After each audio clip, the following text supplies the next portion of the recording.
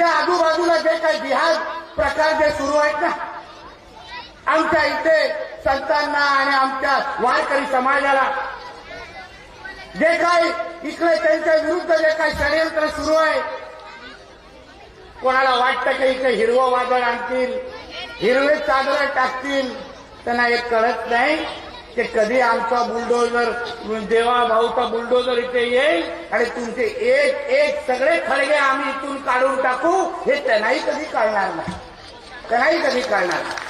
म्हणून तुम्ही निश्चिंत राहा. चिंता करायला लागली तर त्यांना चिंता करायची.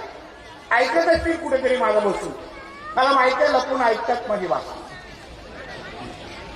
कोणतरी उद्या मोबाईलवर तर जातोय, वो आया था, हमेशा जैसे गाली देते का.